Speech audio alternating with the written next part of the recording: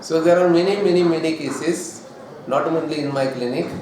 So there are those who are practicing homeopathy throughout India, throughout the world. Everybody has got his own experience of homeopathy, and they are happy with their homeopathy because such a wonderful science. One one can practice. It means it's a God-given gift, a gifted person we are all to be with as a homeopaths. No other science can give you such a joy, such a joy of curing patients, such a benefit in all regards. And we can see and we can observe when we try practice and work out, we can come to know that it is a very fast acting, very gentle, smooth. The Hahnemann's organon, if you go through it, that what is homeopathy, it is fastest, smooth, gentle, and permanent recovery can be possible with minimum side effects. So this is the, I don't know to express in the right words of organon. So these are the things with other, but let us know that not that only Prakash Shinde was converted to homeopathy, but many of them who is MBBS converted to homeopathy. There are many but few all over India who are allopaths have been converted to homeopathy. But the stalwarts in homeopathy are basically were allopaths only, who did a lot of contribution to homeopathy. So it is my idea that let us salute those stalwarts and let us know that what was the thing that made them to convert to homeopathy. I was converted, I told you all the cases. I still have to a lot of things to be told. It will take 24 hours, not only 24 hours, 2 days, 4 days, 5 days when I go on telling you stories about my homeopathic cures. But that is not possible. It is the only thing is that to imbibe enthusiasm, courage and determination to practice homeopathy. That was my idea of calling Vishal and particularly his friends to my clinic. So conversion to homeopathy. So stalwarts. The first stalwart we can say we have to salute Dr. Samuel Hahnemann. You know the story of cinchona bark. Almost all of you may be knowing because you are homeopathic students. I don't want to repeat his period. I just want to say that 1755 to 1853. Lot of work. I am very proud of him because he is the only scientist in this world who has developed, who is the founder of only complete science. Complete science. There are many people in allopathy like Pasteur and others, they are fragmented science. They know about the fragmented ideas, fragmented disorders. But he is the person who has discovered a whole therapeutic science.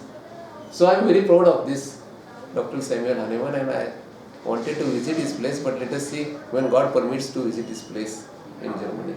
So if anybody is interested, we will have a tour to Germany in future.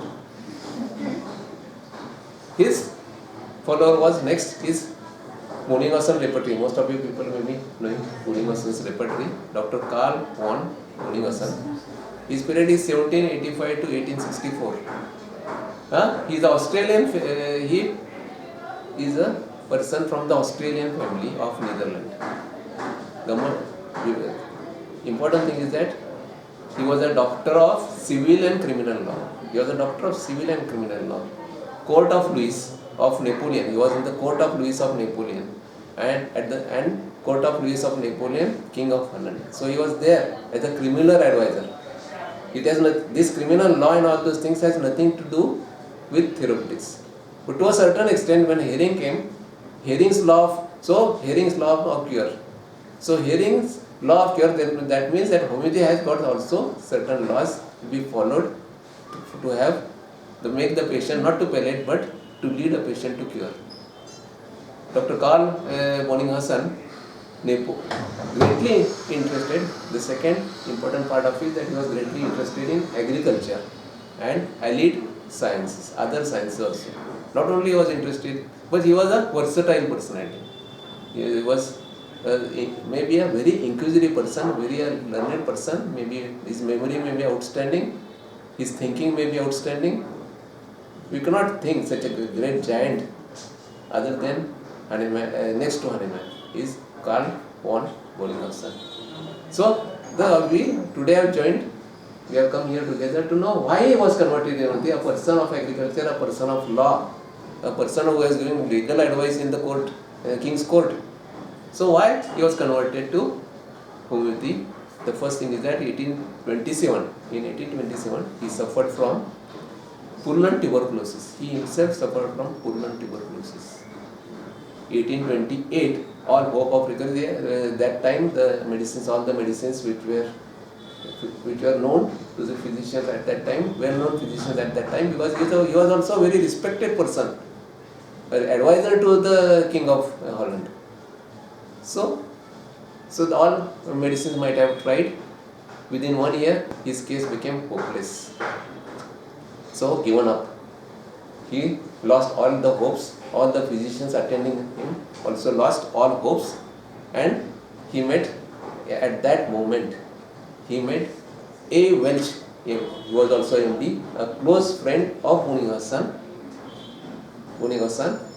and they were discussing about the botanical relations. So this was also a homeopathic physician in that province, and this person, Welch, prescribed him pulsatile. Recovery gradual. So the recovery started. It was a very hopeless case. The recovery was gradual but constant. He was cured, and then he started reading all the books of homeopathy, trying to procure so many books of homeopathy. He went to the depth of homeopathy, and then his contribution is the biggest contribution to the homeopathic world, the Boningerson's particular repertoire. So he was in contact with, he was just almost a contemporary of Hahnemann. He was in contact with Dr. Hahnemann. Dr. Hahnemann himself told Boningerson to form a repertory, because it is very difficult to come and bring together all the provings. And then he formulated a repertory, Boningerson's repertory, and this Boningerson's repertory was used by Dr. Hahnemann himself. So how great Boningerson was! He was not a person of medicine. Still, he developed a repertory which is a well-known, famous, and Hahnemann himself used that repertory. His fame, he became famous in France, Holland, America. He was close in touch with Hahnemann. He had two sons. Both of them became homeopaths. Hahnemann used his repertory. That was the outstanding thing which I feel, that a student developing his repertory according to the guidance of Hahnemann, and the guru started using that repertory. That was the outstanding feature which Boningerson, and I expect that students now should do something for me. This is a very good example that guru says something and the students follow it, and students became more than a guru. Then the second person is Constantine Hering. He is MD from University of Wiesbaden, and he said that De Medicina Futura. Yes, he is known for the De Medicina Futura, future medicine. The period is 1800 to 1880. He also said that he was a father of homeopathy America. So American homeopathy, father of homeopathy America. And he got his degree from University of Leipzig. He was a favorite pupil of Dr. Henrik Robbie. Henrik Robbie, who was a surgeon, who was a critic and ridiculer of Hahnemann and homeopathy. There are so many people even at this date in the world who are critics of homeopathy, because they don't like that, jealous of homeopathy. Because the first thing I say, that people who criticize homeopathy without knowing what homeopathy is, without understanding the patients, without looking up to the cases, reports, they go on criticizing the homeopathy. That means they are more jealous of homeopathy, because in spite of no backing from the government and all other institutes, no backing, still the homeopathy is surviving, because it is the true science. And you are very lucky today. There you have joined a homeopathic college, and you must keep this in mind, that you have to learn on your own, because no institutions teach homeopathy. That is my experience. No institution don't take much efforts to teach their students homeopathy, or they don't place before them good examples, or they don't have much seminars and all this, so you have to learn homeopathy on your own. So this Robbie, everybody was against Hahnemann. This Robbie was posted to have to say something against homeopathy. So a committee was appointed, and Robbie was one of the key person, and they wanted to not only to say against homeopathy but give a fine to or stop homeopathic practice everywhere. So this was the thing. But Robbie was too busy at his surgical practice. He recommended hearing his assistant to go and look into the matter. He went, he studied in the Materia Medica Pura, that time written by Hahnemann.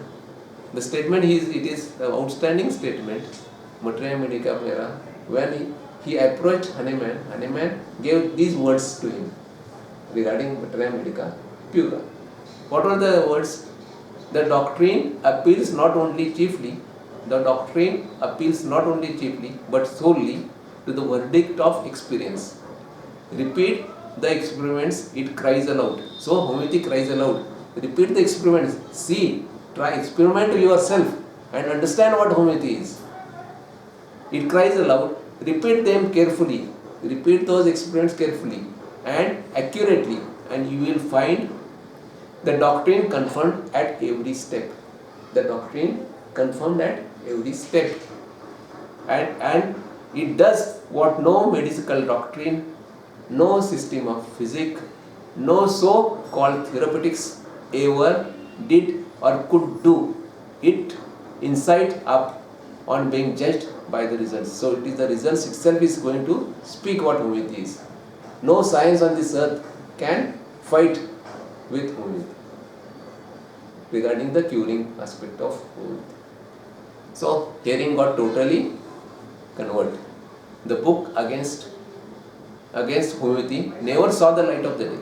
So he was posted to have some criticism over homeopathy, and he was asked to place the thesis against homeopathy, a book against homeopathy. The book against homeopathy never saw the light of the day. Hearing established, on the other side, Hearing established a homeopathic school at Attentown, Pennsylvania. He left Germany. Hearing proved 72 drugs. So wonderful. The one who was posted to criticize Hahnemann, he became like Hahnemann. His cell and cell became homeopathist, and he became a total convert to homeopathy. Not only he was converted to homeopathy like me, but he worked for homeopathy. He proved 72 drugs. One of the most important drug was lackages. You know lackages, a snake poison. He himself proved on himself, and then not only that, he established a law of cure known as Hering's law of cure. What is the Hering's law of cure? The disease within an hour about downwards and reverse order of its occurrence. So within outward, about onward, and reverse order of its occurrence. So this is about hearing. Then we'll talk of Carol Dunham. He was also MD from Columbia University, College of Physicians Surgeons, New York. He was from New York. His period is 1828 to 1877. Then we wanted to know why he converted to homeopathy. He himself received a dissecting wound. The wound was very unhealthy, but cured himself with the help of homeo medicines, lackages. So lackages helped him. The dissecting wound was not getting well. Lot of applications of dressings were done. It was not. On the contrary, it was about to get gangrenized. And then what to do? He approached a homeopath. He received a medicine, lackages, and lackages, he was reading lackages. He was reading homeopathy that time. He himself studied his own drug. He himself tried on him lackages, and the lackages cured him. His wound. Became student of Boningerson and Munster. So This Carol Dunham, then he thought of becoming a student of Boninghassen at Munster. Under the stress of his large practice, he developed rheumatic carditis. Later, Carol Dunham developed rheumatic carditis. Again, allopathy failed. He was not able. He was not able to. People were not able to bring him under control. But one of his friend, his friend Hearing was his friend, and Boning was his guru. So he approached Hearing. Hearing prescribed him lithium car, and this lithium car cured his carditis. Close.